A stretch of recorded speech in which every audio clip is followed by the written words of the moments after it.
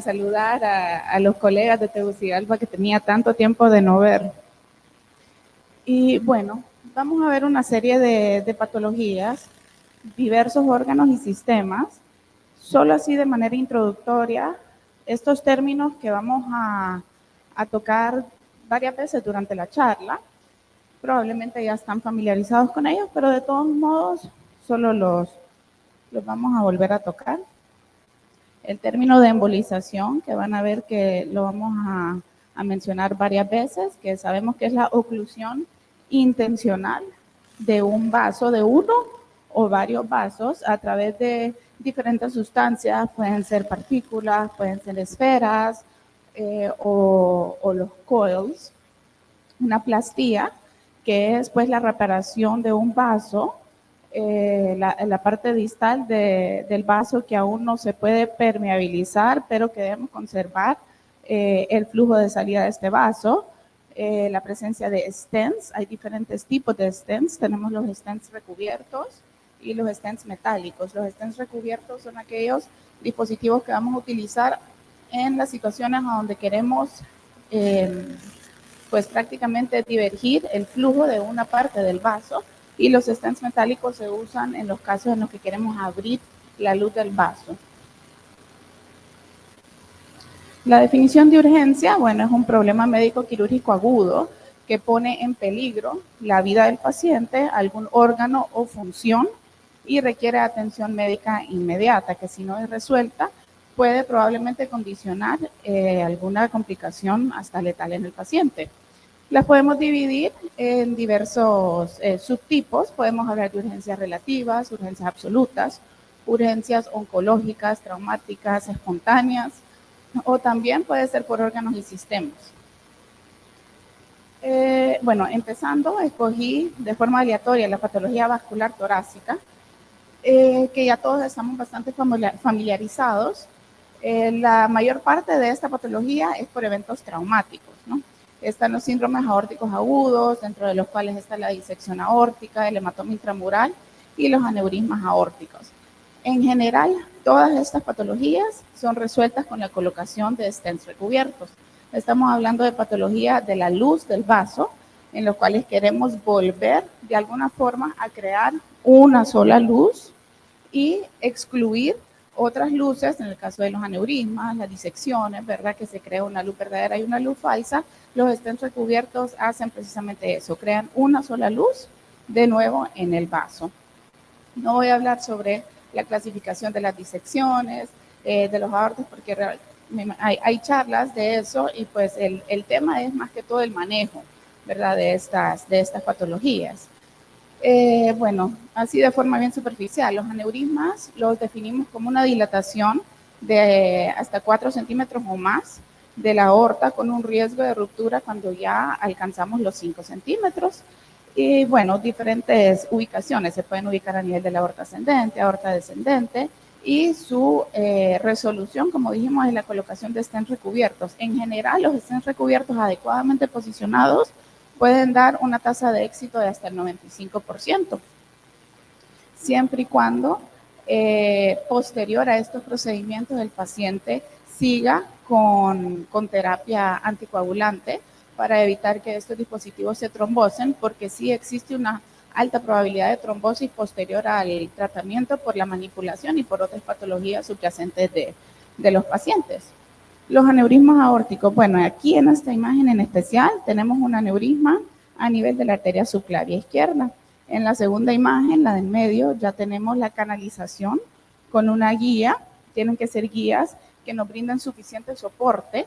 No son las mismas guías que utilizamos, por ejemplo, en los procedimientos viscerales, las nefrostomías, las derivaciones biliares. Todas esas guías son de bajo soporte, pero en estos casos, especialmente por el ángulo y el soporte que debe de tener el stent para estar colocado, son guías especiales. Aquí ya tenemos la canalización con la guía, y aquí finalmente la colocación del stent. Acá arriba todavía se marcaba el aneurisma. Esta es una angiografía con sustracción digital. Ya aquí se colocó el stent y vimos la exclusión completa del aneurisma. Tenemos también las estenosis u oclusiones de la aorta torácica y de los grandes vasos. Pues tenemos varias causas, ¿no? Igual los aneurismas pueden tener varias causas, dentro de los cuales pueden ser aneurismas micóticos, pueden ser patologías del tejido conectivo, pueden ser cambios degenerativos o traumáticos, ¿verdad? Incluso la presencia de un pseudoaneurisma, que como sabemos es una dilatación aneurismática que no incluye la totalidad de las paredes del vaso, independientemente el tratamiento es el mismo, a excepción cuando hay pseudoaneurismas superficiales, por ejemplo, pospunción en las arterias femorales después de los cateterismos. Esos pseudoaneurismas incluso se pueden abordar de forma percutánea a través de la piel y se inyecta una sustancia para condicionarles trombosis y que dejen de estar latentes y disminuir el riesgo de la ruptura. Dentro de las estenosis, volviendo a la diapositiva, las causas pueden ser por aterosclerosis, róbida subclavia o la coartación, que en este caso la imagen es de una coartación de la aorta. Y abajo tenemos el manejo, es el mismo paciente, ya con la colocación de un stent metálico. En este caso, como no estamos tratando de excluir ninguna pues, luz falsa en el vaso, simplemente queremos volver a abrir ese vaso, se coloca un stent metálico, se utilizan balones insuflables para terminar de adosar los stents a las paredes de los vasos. Tenemos también la lesión de extremidades, sobre todo en el caso de la patología traumática. Bueno, que nosotros los radiólogos intervencionistas casi no nos tocan estos casos porque si estamos hablando de una lesión vascular de extremidades, debe de ser un trauma de alto impacto que normalmente conlleva lesión de una fractura compleja, abierta, que es casi siempre amerita el manejo quirúrgico. Entonces, no es más perder el tiempo a hacer una parte endovascular y después la parte ósea, entonces estos pacientes entran directamente a quirófano, ¿verdad? Entonces, realmente que el paciente solo tenga la lesión traumática vascular es bastante raro, pero existen sus casos. Tenemos diferentes tipos diferentes tipos de lesiones. Tenemos las laceraciones, una sección total, una sección parcial, contusión y espasmos secundarios, contusión, trombosis, diferentes tipos de laceraciones. Dependiendo del tipo de laceración, pues así mismo va a ser el tratamiento. De repente, si es solamente una laceración con una trombosis o una contusión con una trombosis, se puede dilatar nada más con un balón y el vaso vuelve a su diámetro normal.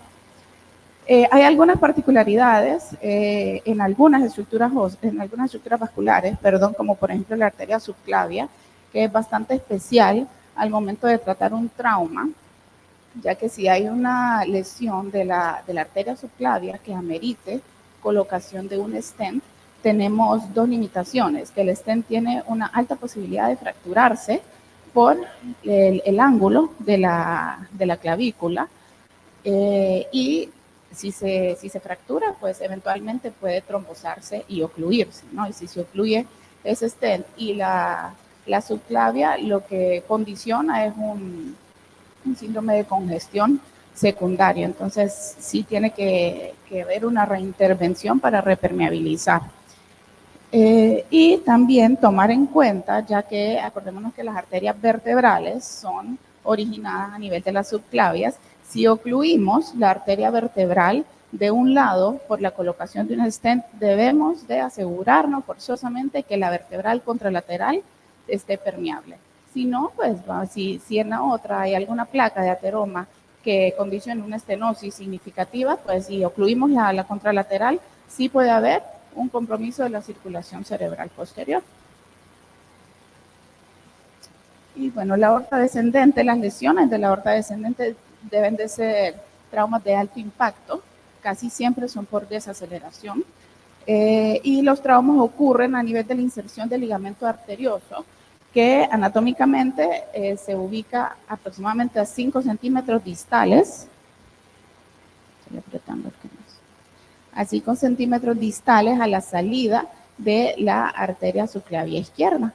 Entonces, al momento de colocar un stent, como en teoría ya no estamos hablando del arco aórtico, el stent debe ser colocado por debajo de la salida de la subclavia para evitar lo que hablamos de las vertebrales, ¿no? Entonces, colocar una endoprótesis, resolver el problema así, pero dejar libre el origen del origen de la subclavia. Del sistema gastrointestinal, bueno, pues podemos verlo como sangrados del tracto digestivo superior y tracto digestivo inferior. Muchas veces aquí hay colateralidad de flujo, entonces sí podemos decir que, bueno, el sistema gástrico está irrigado por parte del tronco celíaco y ramas de la arteria mesentérica superior, como por ejemplo la gastroduodenal, la pancreatoduodenal, pero sí hay colateralidad y muchas variantes anatómicas que también irrigan desde estas ramas, el tronco celíaco y la arteria mesentérica superior, parte del tracto digestivo bajo.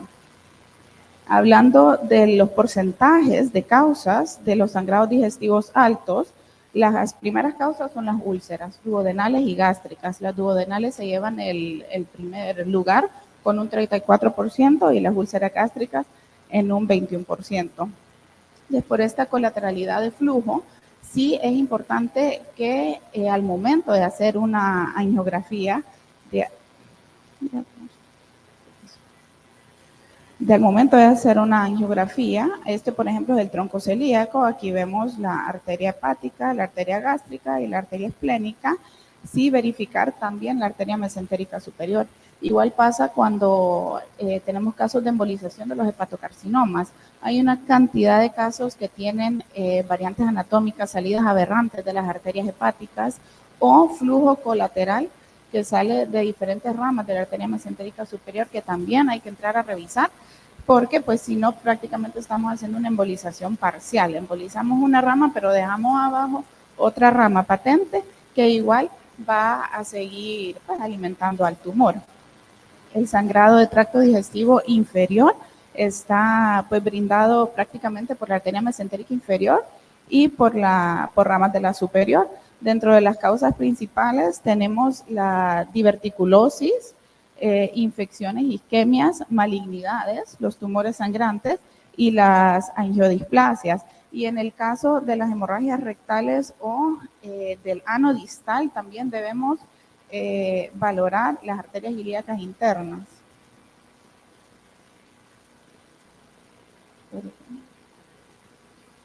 El puntero se volvió. Ok, las urgencias hepáticas. Tenemos también pues aquellas causas traumáticas. Aquí vamos a englobar las etiologías de las urgencias hepáticas y renales. Tenemos la causa traumática, que es la más común, ¿verdad? Sobre todo en estos países que tenemos un alto índice de trauma y de violencia. Las causas atraumáticas, como por ejemplo las rupturas tumorales, las causas iatrogénicas, posterior a las biopsias, que el índice realmente es bastante bajo, pero sí existe, sí se puede dar. Por eso es tan importante en las biopsias verificar los tiempos de coagulación del paciente. Si encontramos alguna alteración, definitivamente corregirlo. Se habla de un margen con el que podemos jugar de hasta 6 segundos de prolongación, tanto del TP como del TTP, suspender cualquier tipo de anticoagulante. Ahora, pues las guías hablan de suspender si es la aspirina 3 a 5 días, pero yo como margen de seguridad, a menos que sea algo muy urgente, yo la suspendo hasta 7 días. Y pues gracias a Dios así mantengo un margen bastante seguro para evitar esos sangrados o hematomas postbiopsias. Y la patología obstructiva también, tanto renal como hepática, que en aquellos casos, por ejemplo, de los pacientes oncológicos que tienen la patología cervical tumoral, los cánceres de próstata que comprometen las uniones uretrovesicales de forma bilateral, los urólogos no pueden entrar vía vejiga a colocar sus catéteres WJ y hacen hidronefrosis, hay que colocarles una nefrostomía. Más adelante tengo imágenes de eso. Igual la patología obstructiva de la vía biliar por colangiocarcinoma, ¿verdad? Que son propiamente de la vía biliar, carcinomas a nivel de la papila, ampulomas, o también aquellos tumores grandes, los hepatocarcinomas, que por efecto de masa, por el tamaño, pues también comprimen la vía biliar, condicionando un síndrome ictérico. Y pues ahí tenemos una imagen de los grados de trauma hepático, que pues tampoco vamos a indagar en eso. Solo mencionar que la angioTAC detecta el 79% de estos sangrados. La angiografía, cuando es un solo vaso, da una sensibilidad de 66%. Hay un 13% de los traumas en los que se comprometen dos vasos y el 20% de vasos múltiples. El 90% del manejo de los traumas hepáticos es no quirúrgico. Y en el caso en donde el radiólogo intervencionista realmente puede aportar ayuda en el manejo es en las laceraciones 1 y grado 2. Aquí tenemos lo que les hablaba de la patología obstructiva de vía biliar. ¿Es una urgencia? Sí, no, ¿verdad? Sabemos que son cuadros que se van desarrollando, no aparecen de la noche a la mañana, pero lastimosamente en nuestro país recibimos al paciente cuando ya tiene una bilirrubina de 28, 29, 30 y tiene los días contados antes de que caiga en una encefalopatía hepática, ¿verdad? Entonces, pues ya como lo recibimos nosotros, sí, ya se considera una urgencia. Y pues tenemos la imagen del... No me entiendo con el puntero. Bueno, la imagen de la vía biliar dilatada por ultrasonido, por tomografía. Este es un caso, vemos en fluoroscopía la marcada dilatación de la vía biliar sin descenso hacia duodeno, o sea, hay una amputación abrupta de la vía biliar extrahepática. En estos casos, cuando no se logra paso de la guía hacia duodeno, toca dejar una derivación biliar externa. Y pues explicarle al paciente que va a tener que andar con su catetercito acá afuera, explicarle todos los manejos en casa al familiar y con una adecuada educación a la familia de cómo manejar el catéter en casa. Estos catéteres pueden durar meses y realmente prolongar la sobrevida del paciente.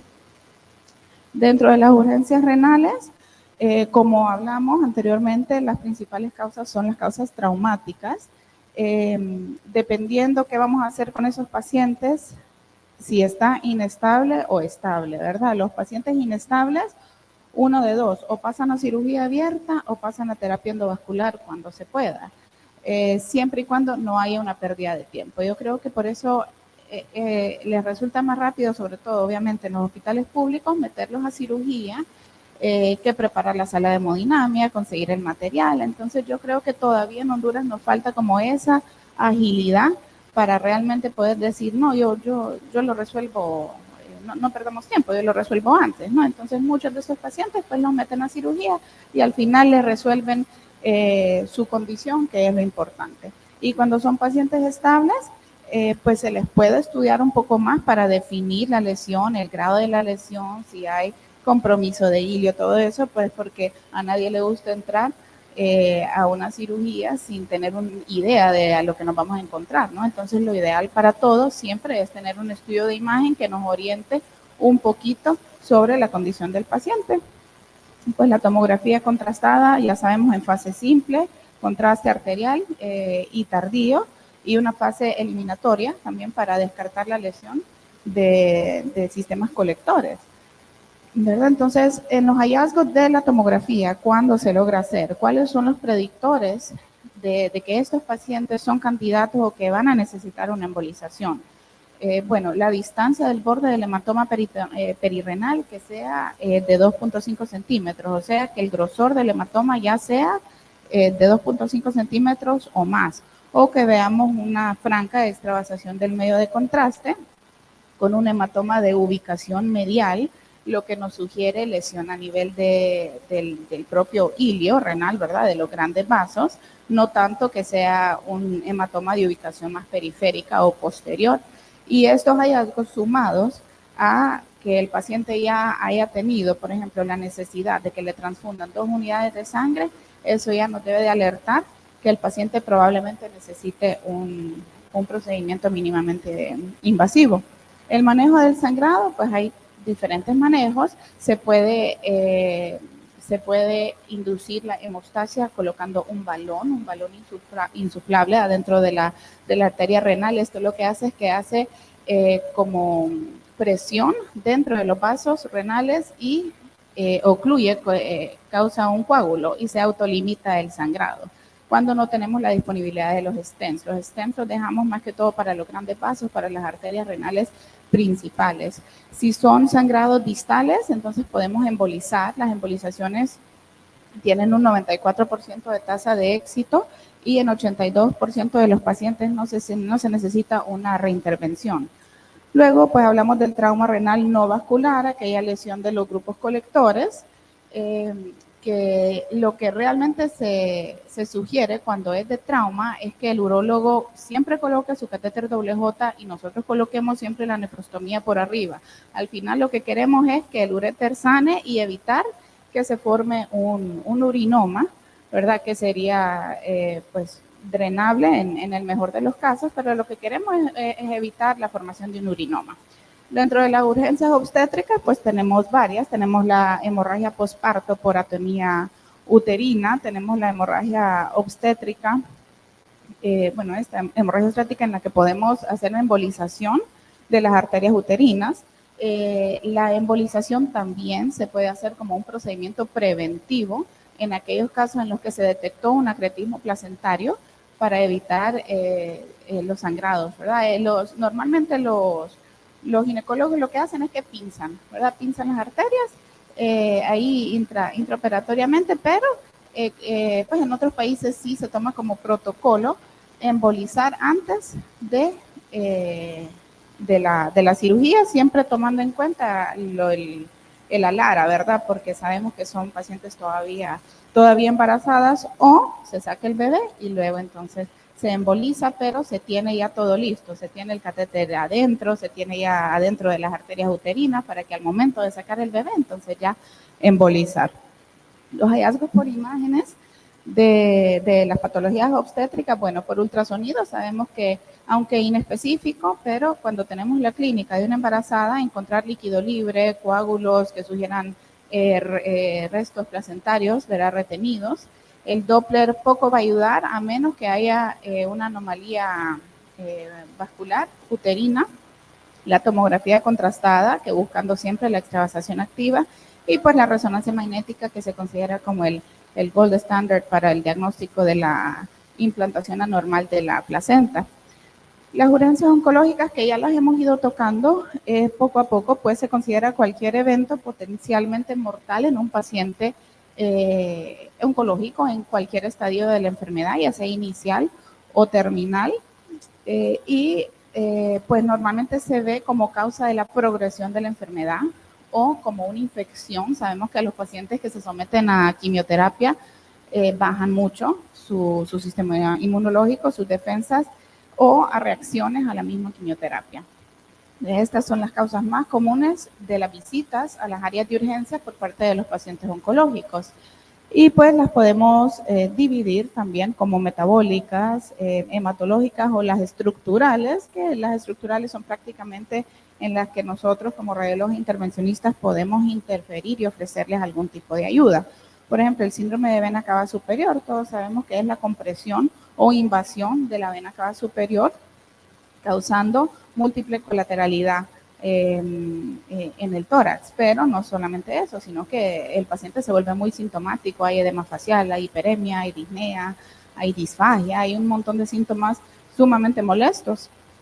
El 78-97% de los casos de síndrome de vena cava inferior son causados por neoplasias, dentro de las cuales la principal es el carcinoma de pulmón, el de células pequeñas, y en segundo lugar el linfoma. Sabemos que el linfoma casi no invade realmente la luz del vaso, pero sí puede causar una importante compresión extrínseca. Y pues ahí tenemos una imagen de un caso leve, hay casos realmente peores. La resolución con la colocación de un stent, ¿verdad? Lo que se hace es que colocar un stent en la vena cava superior para volver a abrir ese vaso.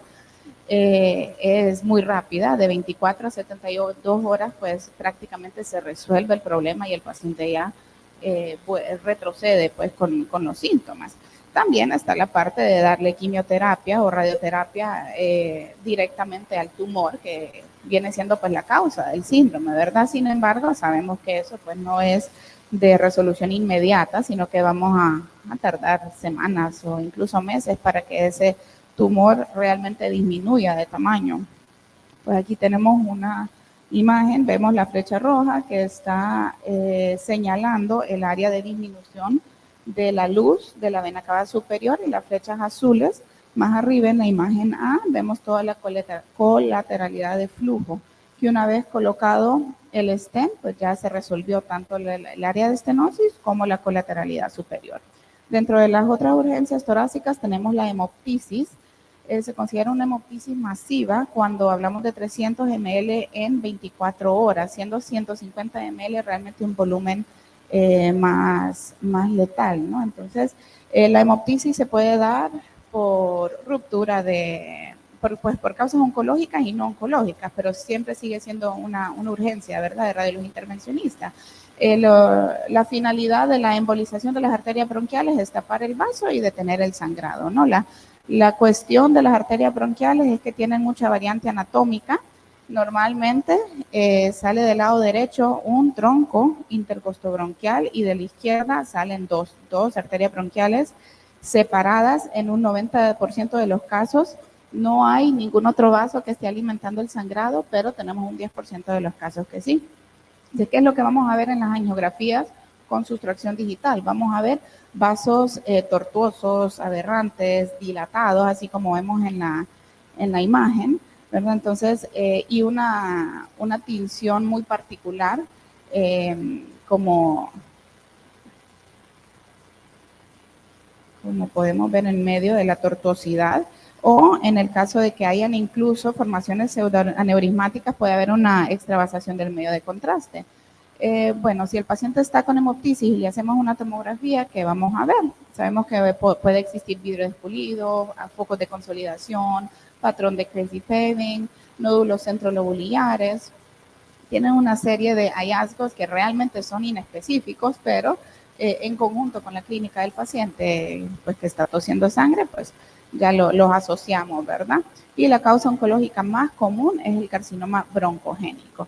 Entonces, ¿cuál es como hablaba el doctor Florentino? La angiografía realmente no es diagnóstica, pero una vez que tenemos un estudio diagnóstico de base, como la tomografía, pues sí nos va a servir para el tratamiento propiamente, ¿no? Entonces ahí tenemos una imagen, las dos imágenes de arriba son los vasos hipertrofiados. En ese caso se canalizó el tronco intercostobronquial derecho, y la imagen de abajo, pues ya vemos que ya hay cierre del vaso. Se puede embolizar con gel foam o con partículas o con esferas, da lo mismo.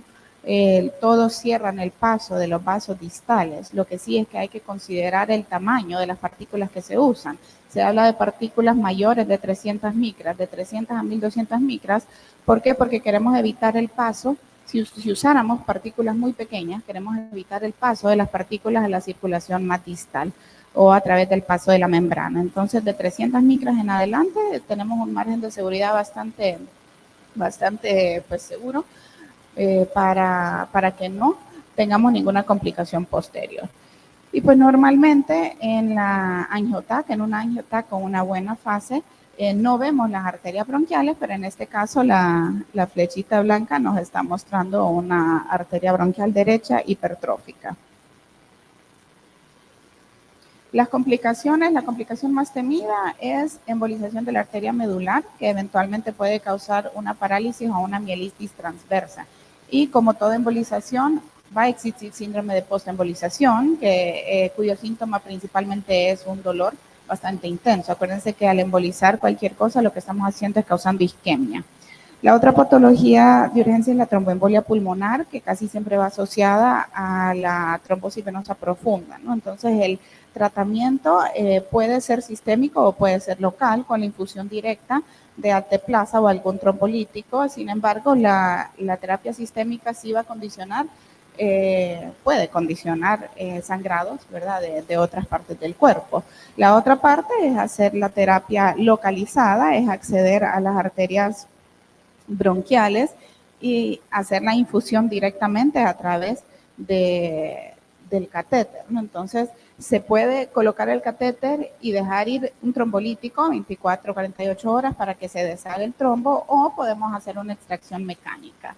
La extracción mecánica, existen ahora un montón de dispositivos, lo que hacen es succionar, o nosotros succionamos con una jeringa, ¿verdad? El trombo, o muchos son canastillas que lo que hacen es deshacer el coágulo y luego entonces lo aspiramos. Si hay una resolución parcial, se puede dejar colocado el catéter, el paciente se va a la cama con el catéter y se deja una terapia de trombolisis a través del catéter in situ para terminar de deshacer el coágulo que haya quedado, siempre dejando el catéter adentro. Al día siguiente se puede hacer una angiografía digital control. Y pues ahí tenemos la imagen a la izquierda. Vemos que hay defectos de llenado a nivel de la arteria de la bronquial izquierda, de la pulmonar izquierda, y vemos que no hay tinción del parénquima pulmonar. Una vez resuelto el problema, vemos que ya no hay tanto defecto de llenado y pues obtenemos una tinción homogénea del parénquima. En estos casos siempre se opta por colocar un filtro de vena cava de forma preventiva, pues porque sabemos que la causa de la tromboembolia tuvo que haber sido en extremidades inferiores. Se coloca un filtro de vena cava por debajo de las venas renales, y estos filtros pueden permanecer ahí y una vez resueltos son extraíbles, pues. ¿En qué caso se deben de colocar los filtros de vena cava? En las trombosis venosas profundas recurrentes, cuando hay anticoagulación ineficaz o que el paciente tenga alguna contraindicación para la anticoagulación. Entonces sí, hay que poner un filtro de vena cava. Y bueno, y la ruptura tumoral, que es una complicación rara, pero potencialmente mortal, sobre todo en aquellas neoplasias bien vascularizadas, como los hepatocarcinomas, como los carcinomas de células renales, sobre todo cuando están a nivel subcapsular, pueden romper y causar un hemoperitoneo masivo. Se me escapan varias otras cosas, como por ejemplo el doctor hablaba del taponamiento cardíaco. También se puede vía percutánea colocar un catéter en el pericardio y dejarlo. Yo personalmente dejo los catéteres centrales, que son delgaditos, son de 7 French para no ser tan invasivo, pero se resuelve el problema y se le evita al paciente una ventana pericárdica que es un poquito más invasivo.